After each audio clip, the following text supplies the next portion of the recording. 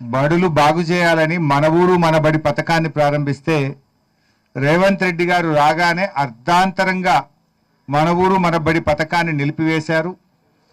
ఇవాళ బడులలో రేవంత్ రెడ్డి గారి పుణ్యమాని రోజు రోజుకు విద్యార్థుల సంఖ్య తగ్గుతూ పోతా ఉంది.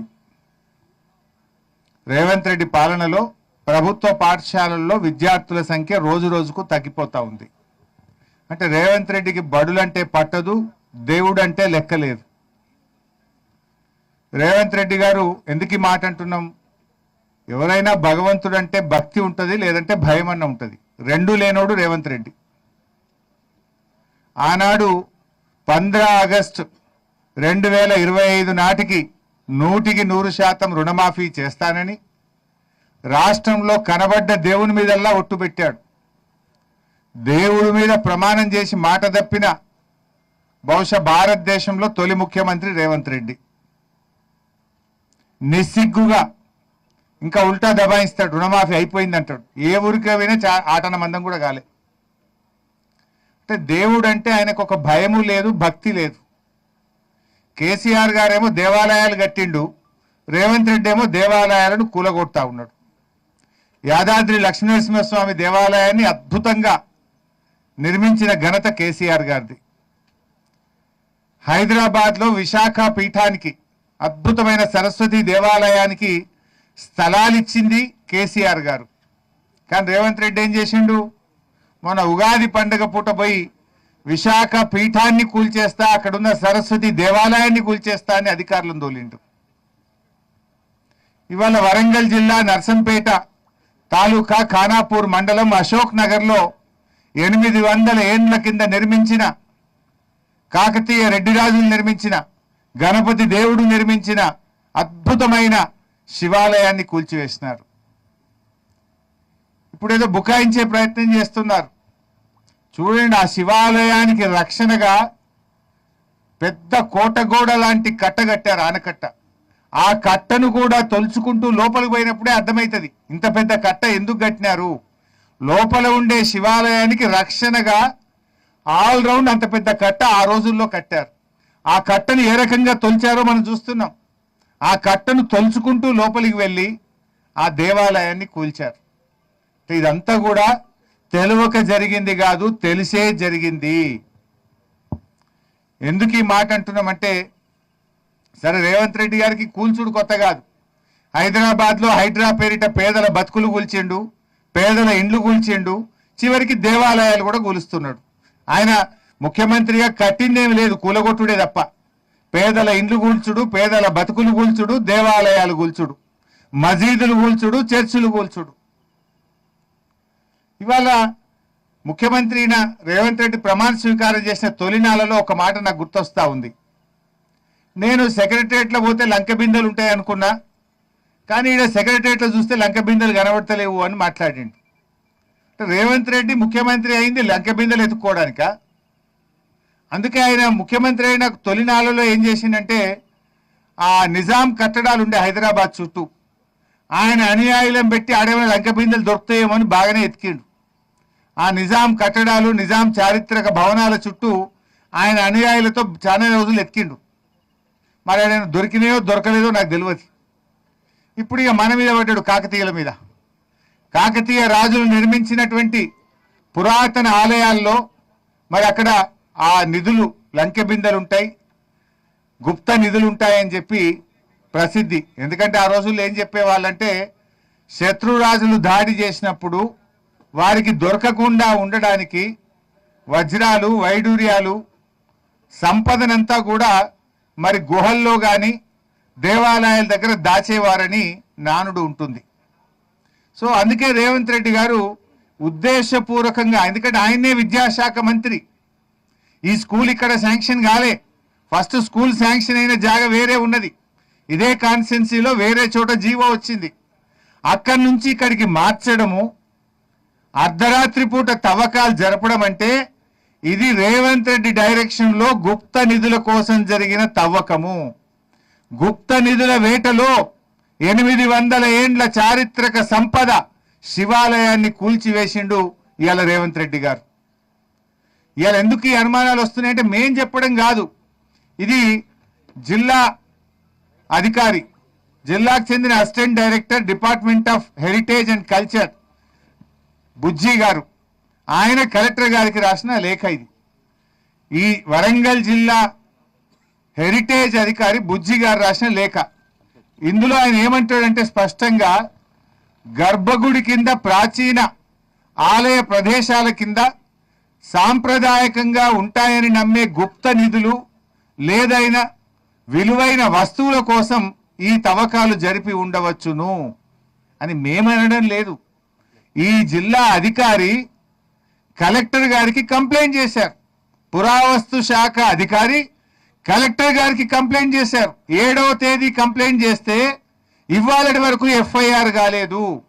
ఇవాళటి వరకు కలెక్టర్ గారు చర్యలు తీసుకోలేదంటే దీని వెనుక రాష్ట్ర ప్రభుత్వ పెద్దలు ఉన్నారు కనుకనే కలెక్టర్ గారికి ధైర్యం చాలతలేదు. నేను అడుగుతున్న కలెక్టర్ గారిని, నేను అడుగుతున్న చీఫ్ సెక్రటరీ గారిని, నేను అడుగుతున్న రేవంత్ రెడ్డి గారిని, దేవాలయాలు ఒకవేళ మీ ఆదేశాలే లేకపోతే, మీకు సంబంధం లేకపోతే ఈ దేవాలయాలను కూల్చిన అధికారుల మీద, కాంట్రాక్టర్ మీద, ఇంజనీర్ల మీద మీరు చర్య తీసుకొని ఉండేవాళ్ళు కదా. మీరు ఇప్పటిదాకా చర్య తీసుకోలేదంటేనే ఇది మీ కనుసన్నల్లో మీ ఆదేశాలతో జరిగిందనే ఈ ప్రాంత ప్రజలు అనుకుంటా ఉన్నారు.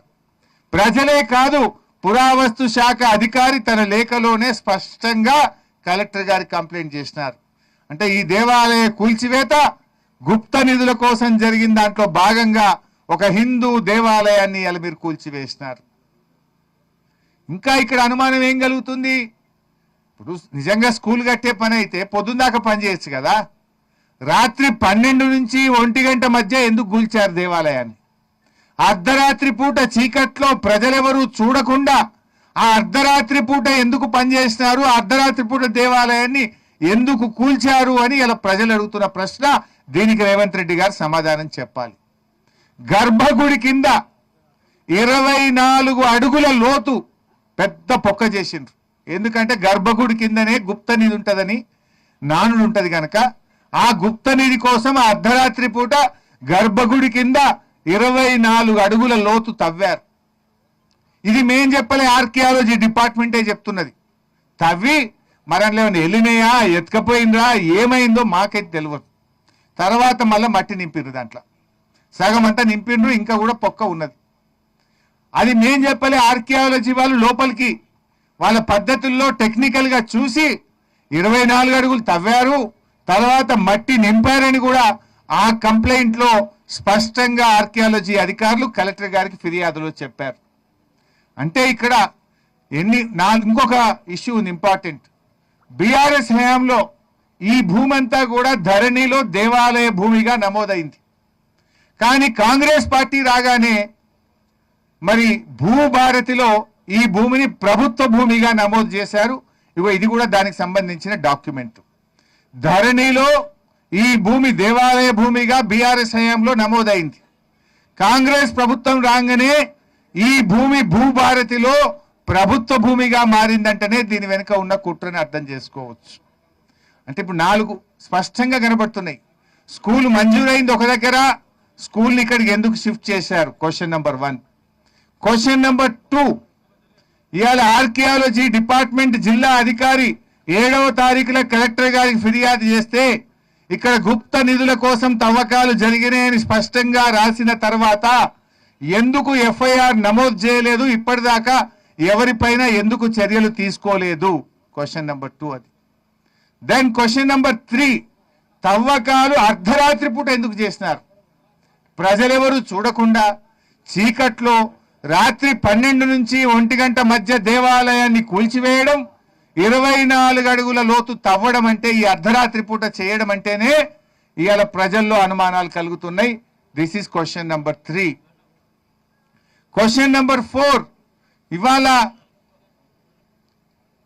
పురావస్తు శాఖ మరి కంప్లైంట్ ఇస్తే ఇప్పటిదాకా మిషనరీ మీరు సీజ్ చేయలే, ఇప్పటిదాకా మీరు ఎటువంటి చర్యలు తీసుకోలే, పోలీసులు స్పందించలే. క్వశ్చన్ నెంబర్ 5, ధరణిలో దేవాలయ భూమిగా ఉన్న భూమి మరి కాంగ్రెస్ రాగానే ఇది ప్రభుత్వ భూమిగా ఎట్లా మారింది? వీటికి వీళ్ళు సమాధానం చెప్పాలి. అంటే స్పష్టంగా ఆధారాలతో మాట్లాడుతున్నాం మేము. ఇది మేము చెప్తున్నది కాదు, ఆర్కియాలజీ అధికారులు ఇచ్చిన కంప్లైంట్ మీద, భూభారతి రికార్డు మీద, ధరణి రికార్డు మీద మేము చూపించి మాట్లాడుతూ ఉన్నాం ఈరోజు.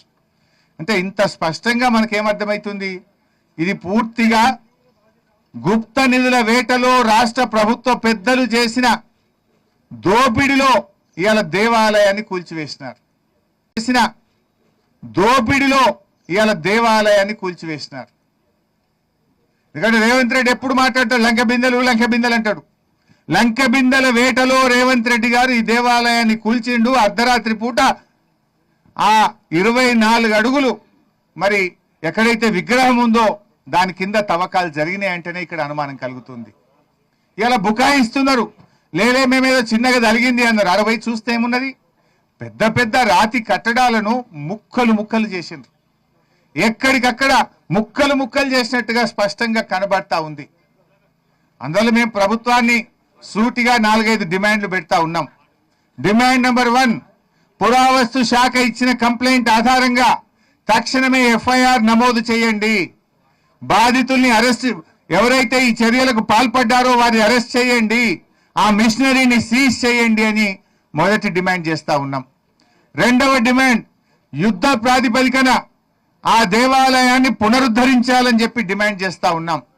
మూడవ డిమాండ్, ఆ స్థలాన్ని, ఎందుకంటే 1958 పురావస్తు శాఖ చట్టం ప్రకారంగా 100 ఏళ్లకు పైబడిన ఏ దేవాలయమైనా ఏ కట్టడమైనా అది పురావస్తు శాఖ పరిధిలోకి వస్తుంది.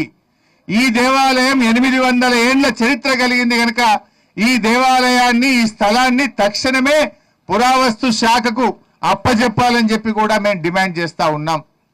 అదేవిధంగా ఈ ప్రాంతంలో మరి ఆ అర్ధరాత్రి పూట తవ్విన తవ్వకాల్లో లంక బిందెలో గుప్త నిధులు ఏమైనా బయటపడ్డాయా, మరి అవి ఎటువైపు పోయినాయి, ఎవరి ఇళ్లలో పోయినాయి, ఏ ప్రభుత్వ పెద్దల చేతికి పోయినాయో దాని మీద విచారణ జరపాలని చెప్పి మేము ఈరోజు డిమాండ్ చేస్తా ఉన్నాం. మరి ఎందుకంటే ఇదే వరంగల్ జిల్లాలో కేసీఆర్